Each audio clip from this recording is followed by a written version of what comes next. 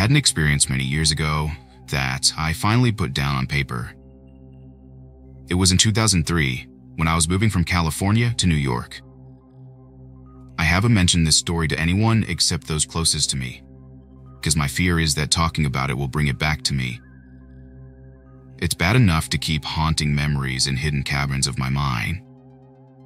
I don't also want people to think that I lost my mind out in the Arizona desert on that starry night. I live in Denmark now, so that night in the American desert seems like a world and an era away. Nothing happened to me in the sense of the body. While it was happening, it was terrifying and traumatizing. I have never been so scared, so alone, in such a huge empty world, and in such imminent danger as that night. If you fear that talking about or reading about animal spirits can conjure them into your life, I recommend that you stop reading here. Here's my story. I had taken a job offer in New York City and quit my job in San Francisco, so I had a month in between of free time. This was just a couple of years after university, so I have friends that had moved back from our university town of Santa Cruz to various places around the country. With this free month, I could do what I wished, so I packed my things, everything I owned, into my pickup truck with a camper top and headed out on the road to visit my college friends around the country while driving to New York. Honestly, a last trek of time in Los Angeles, after many nights of various venues and events.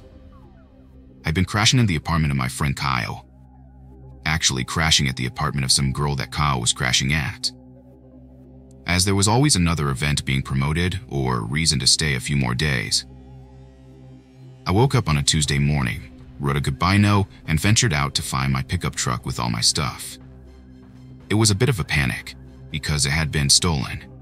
The only physical possession I would still have in this world would be left to my knapsack on my shoulder. I found my truck and pulled out, heading for Las Vegas. The next city I wanted to visit was a friend in Atlanta, but I figured I'd do some solo adventuring and hit Las Vegas and the Grand Canyon while in this part of the country. When I came to the desert town of Barstow, which is a couple hours east of Los Angeles, I lost control of the truck for a second, grabbed the steering wheel, and managed to pull over haphazardly, but safely, to the shoulder of the highway. This was lucky, as the highway had a lot of big trucks.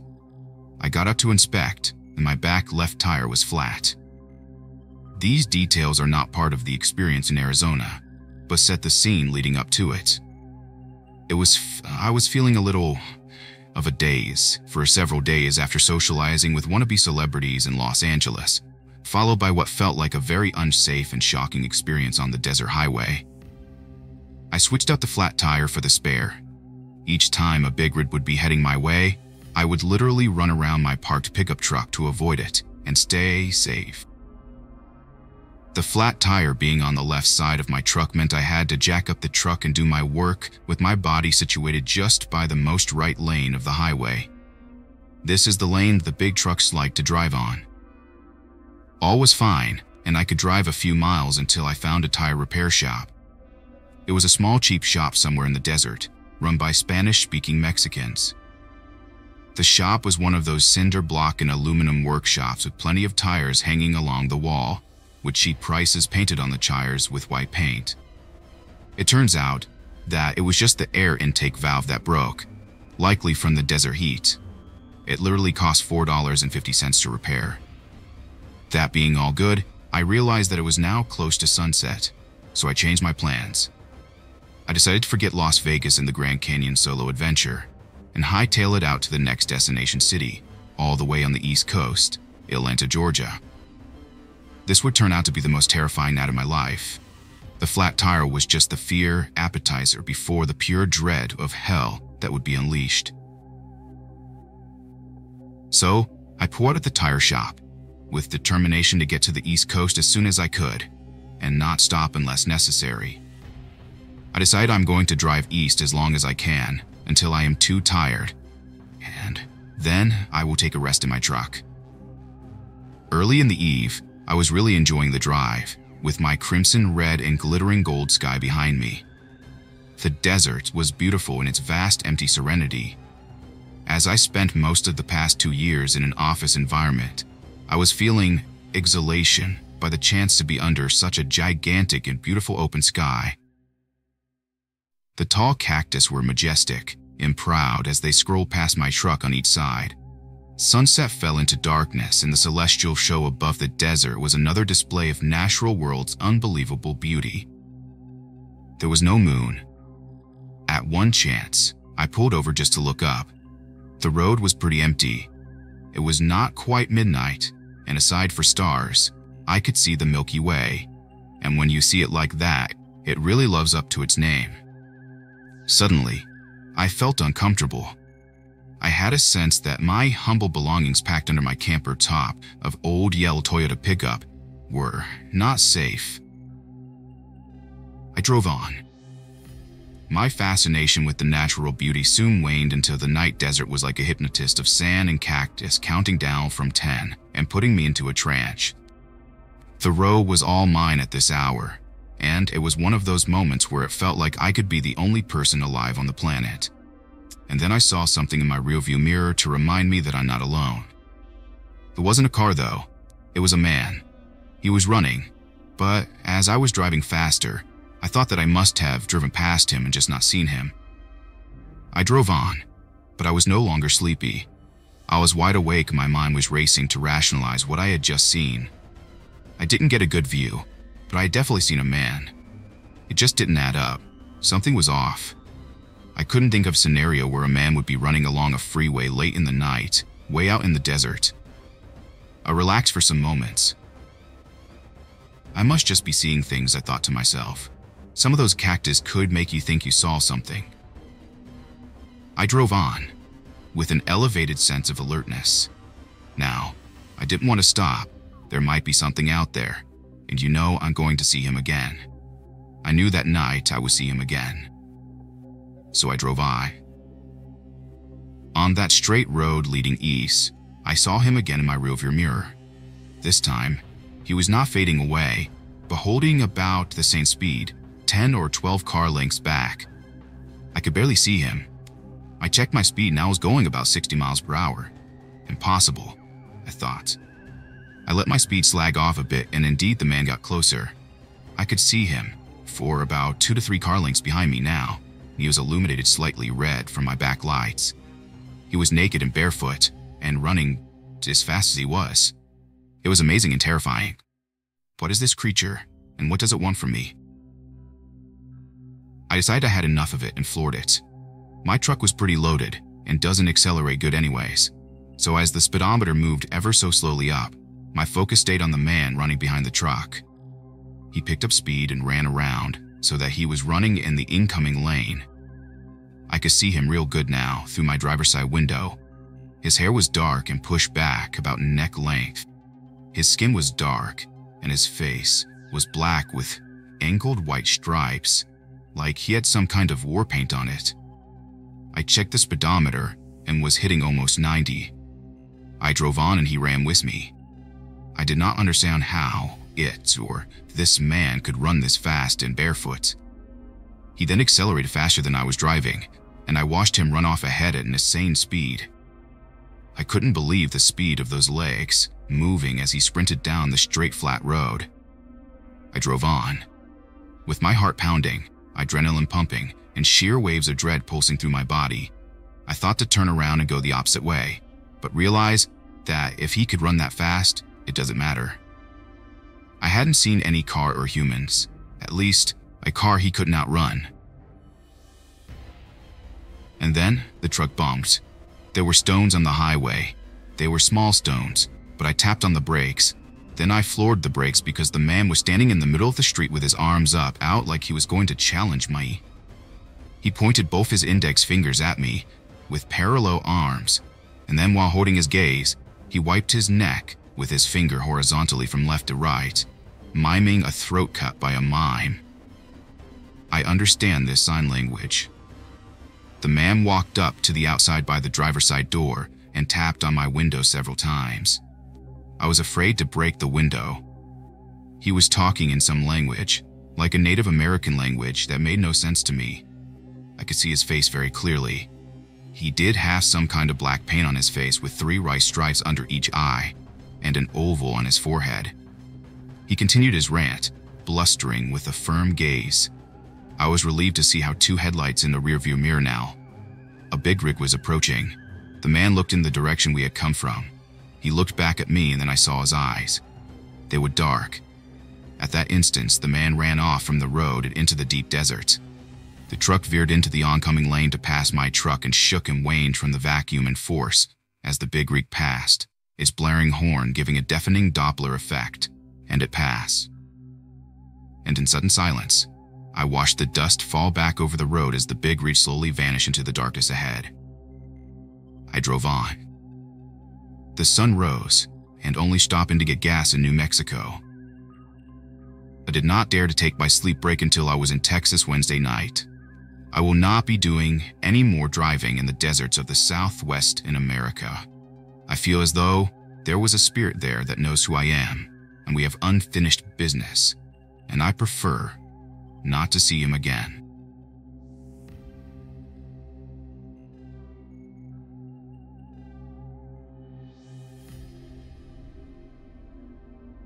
I live out in a good rural area, and generally, none of us really mess with any paranormal stuff. I personally would never mess around with Ouija boards, and you shouldn't either. A Ouija board is kind of like the other side's equivalent of some sort of blog site. You put an open invitation out there to anything, really. I say anything because there are things out there far worse than malevolent spirits and poltergeists. I'm talking a real evil here. The kind of stuff that puts every horror movie out there to shame. I know, because I've seen it. All because of a Ouija board. My sister, cousin, and myself had gotten the stupid idea to buy a Ouija board and use it. It was close to Halloween and we wanted a good scare. Though, we had our doubts it would work, since it was a cheap board made by Hasbro. We were still curious. We waited for a day that no one was home, and then until midnight to use the board for the full spooky effect, and we even lit a couple candles. So there we were, 3 stupid teenagers sitting in a circle around a board, doing the same thing I called out every protagonist in a horror movie for doing. For a while, we just asked the typical, "Is anyone there?" and "Is someone here with us?" My sister got bored and pushed the pointer in an attempt to mess with us. I knew it was her and called her on it. Yes, I'm Captain Killjoy, but seriously, I wanted to know if this thing worked or not. But her reaction made my cousin laugh, so it wasn't a total loss. After a minute though, things got weird. I say that because that's the only way I can describe it. It was like that eerie, strange calm before something awful happens, but you can't quite put your finger on it. The pointer moved. Okay, it moved. No one pushed it, and no one was messing around this time. It was pretty obvious by the complete shock on our faces. It slowly spelled out, "Hello." We looked at each other, exchanging the looks of shock and excitement. But I know, now we should have been afraid. Very afraid. "Who are you?" my sister asked, excitement in her voice. The pointer moved again, and its painfully slow pace from one letter to the next spelled out, "Danny." If there are words to adequately describe what I felt at this moment, I don't know them. As cliché as it must sound, my stomach flipped, my heart sank, and I think I stopped breathing. You see, that's the name of a friend of mine who had killed himself a few years ago. This occurred that same year. I don't know why, I don't know how, but somehow, I knew this wasn't my friend. There was just this nagging feeling in the back of my mind that whatever was using the board was not the guy I grew up with. "We should put the board away," I suggested, hoping that they too had this feeling and wanted to put the damn thing away and never seek it again. The pointer moved, but this time more violently. I nearly freaked out as it tore out of our hands and it moved so fast, spelling "no." Then, the candles went out, plunging us into darkness. We practically yelled goodbye and shoved the pointer to where we thought goodbye text was, We grabbed our phones and turned on the flashlight and sat quietly for a minute, too shaken up to get up or move or even speak. What happened next is something I'll never forget as long as I live. My sister's face contorted in horror as she pointed behind me, screaming and shaking with terror that I have never seen in another person. I felt an excruciating pain in my lower back, and then my shirt started to grow warm and damp.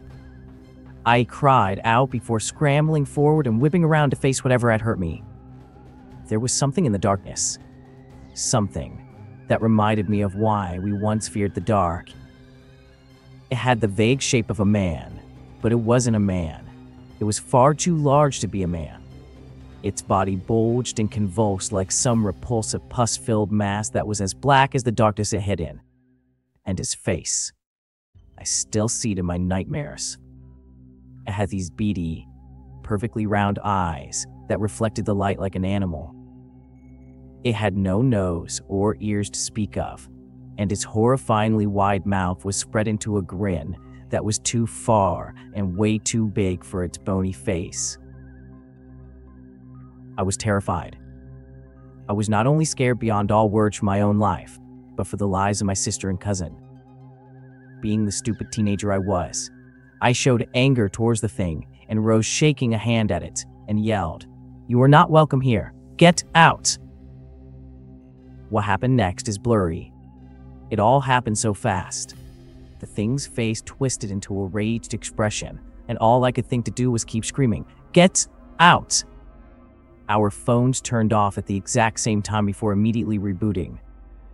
I don't know who got to the light first. All I know is all three of us were huddled by the light switch holding it on. The creature was gone, banished with the light. At least, that's what I hoped. My sister was in tears, babbling about my lower back. My cousin took a look and said it looked like it had been stabbed by a wide knife. I couldn't tell my mother. She'd lose her mind. So I used my amateur first aid skills and, with my cousin's help, patched myself up. My sister didn't say anything for a while after that.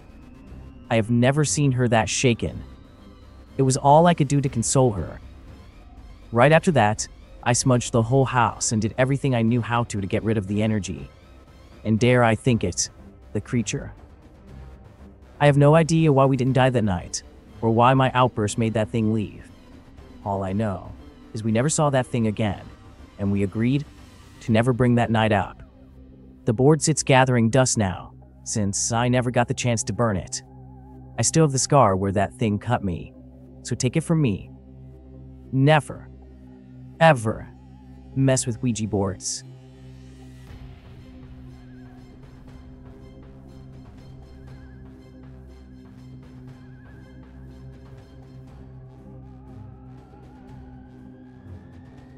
When I was growing up, I had a cousin. Her name was Kendra, and her family home was surrounded by a few miles of forest. I won't tell you what state this is, because there's a plethora of reasons for that. I lived a few miles away from where Kendra lived. I was at her house more than I was at mine. She had everything I could ever dream of. A big house, no siblings, and best of all, a dog. The dog was a German Shepherd Malamute Wolf Lord. Knows what else mix. Kendra found her roaming around the woods. Kendra later named her Shadow. Kendra and I were 6 at the time. The vet guesstimated the Shadow was 7 years old as well. We loved to explore the woods, and Shadow would go with us. Even though she was always off leash, she would always come back home with us. The winter Shadow died we were 14. The cold wind and snow was blowing around outside. Shadow was lying right next to the fireplace. Kendra just looked up from her book and whispered, "It is the end," and looked at Shadow. It looked like 1,000 colors erupted from Shadow's body and formed the shape of a wolf above Shadow. The wolf then raised his head, howled, and ran to the forest. I will admit it reminded me of the scene of the last episode of the original Thundercats, where the cat in the eye of Thundera ran and unfroze the other Thundercats. We both got up and ran to check on Shadow, only to discover her dead. I don't know how Kendra knew what was going to happen, but she always had a spiritual connection to the wild. and Shadow was truly wild like Kendra. Even on the day Kendra knew, I still remembered the sadness in her eyes as she turned to me to go. I will miss you, but the wild calls to me. I'll always be here with Shadow, but I must go. Please don't mourn for long. One day you will hear the call of the wild too. Just follow Shadow. I also saw a type of understanding in her eyes, her bright jade green eyes. I will always remember her last words. Those were the most words I had ever heard her say. She was always so quiet, but before she ran off, I swear I saw Shadow in front of her. That was impossible though. It had been a year since Shadow died. I tried to follow her, but she ran through bushes, and no matter how effortless she made it look, I could not follow her through the bushes. I remember running faster than I ever have, ran before, to get back to Kendra's parents' home. I made them follow me back to where she ran off and told them everything that happened. They immediately called the cops. The police dogs led the cops straight to her body. Somebody had slit her neck. Her beautiful, long blonde hair was matted with blood. They never caught her killer. Her parents moved to Canada a few years later. They bought a house and they've been living there ever since. I now hear the call of Kendra, sometimes in my sleep. I'm going to investigate. I assume I'll be killed too. I'm going to figure out who killed her. I'm not crazy, and I will let you guys know if I find anything.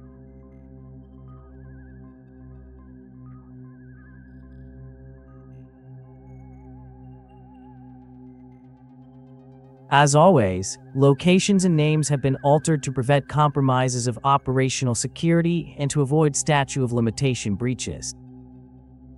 After the first incident at the forward operating base, things were never quite the same for me. For an incident that technically never happened, it certainly didn't stop from word getting around among the other soldiers. Commanding officers treated me differently, not necessarily negatively or positively, but there was always a notion of suspicion or condescending tone with every order. Then again, I wasn't that high up on the totem pole. I was just a specialist, and even then, there were other specialists and even some privates who would occasionally approach me and ask me what happened. And they'd always laugh and then ask what actually happened. Seems like, over the course of a few weeks, I had gone from respected specialist to a sensationalized joke. This particular post had me stationed a bit deeper in the mountain. This meant more dirt roads, more trees, and infrastructure had dropped to non-existence.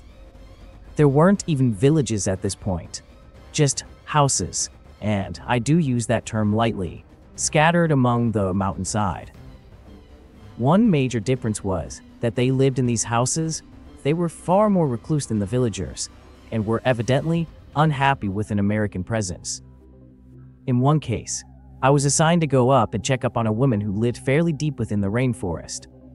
As these mountains were prone to mudslides during the rainy season, even more so now that the hurricane had passed. The rain in Guatemala would put any rain in the United States to shame. It didn't even have raindrops, more like rain globs, and the thunder out there was so powerful you could practically feel the sound booming above your head. The steady rain clouds above us had left the skies a dull gray, and deep in the rainforest it was dark enough to where we needed to use flashlights. Thankfully, when we arrived at the woman's house, we found that not only was it intact, but she was even cooking. However, our arrival was not met with joy, but with anger. The old woman quickly called out to her husband, who rushed over to tell us to leave. I of course had to translate for my other squad mates. After some few choice words, the man had spewed at the group in its entirety. He had told me that we need to leave immediately. That mountain did not like being disturbed, and that others were not allowed to stay longer because they were in danger. In this instance, it isn't uncommon for people to stash drugs or even process drugs for the local cartels. It's just a fact of life. I did my best to explain that we were just here for a wellness check. He stood firm, however, that we needed to leave, and refused to speak to us further. Given us how we can't exactly force anyone into accepting help, we opted to turn back. The entire time we were headed back, everyone felt uneasy. I was too, just not for the same reasons.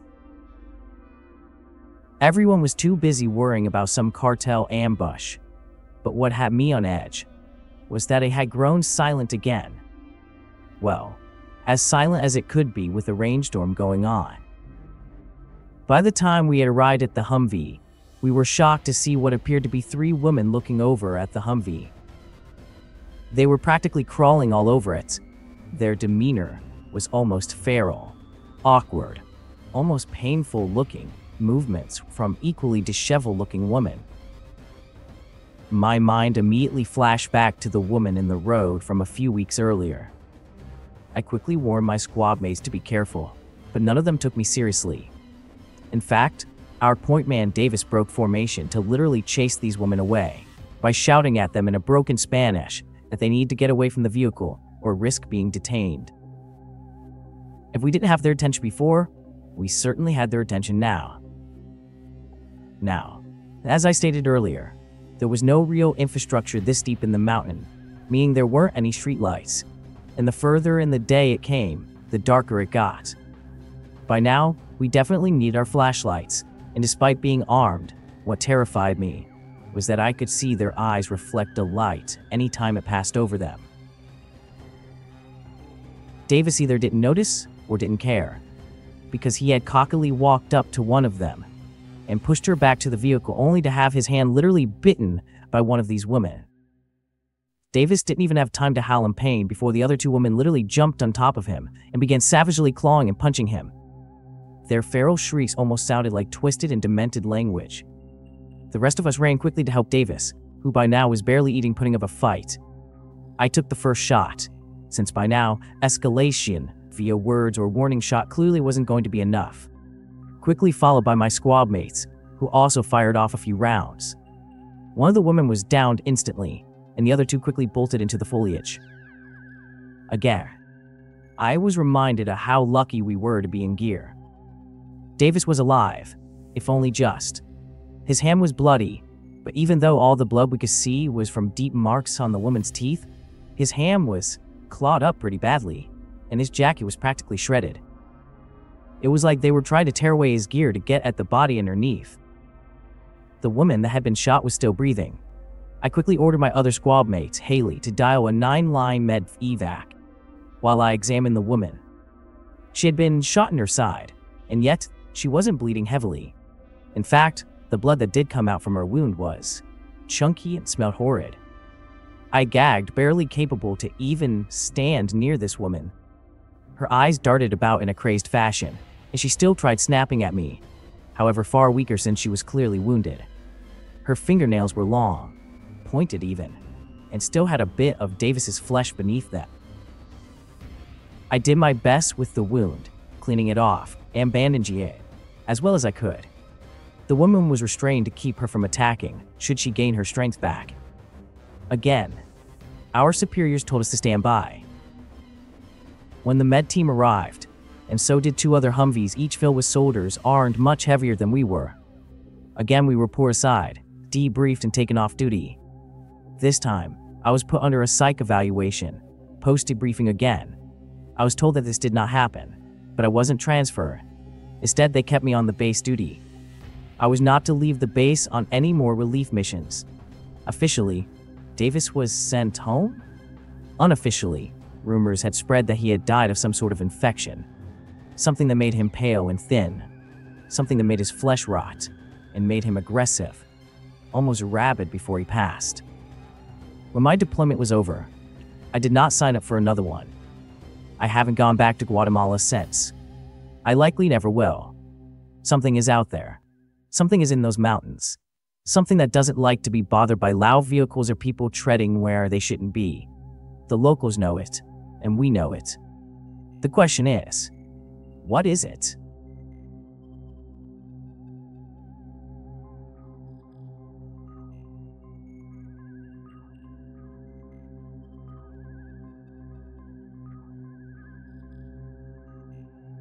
As a preface to this story, my grandmother died just a week before this happened, and I was very close to her, so understandably, I took it very hard.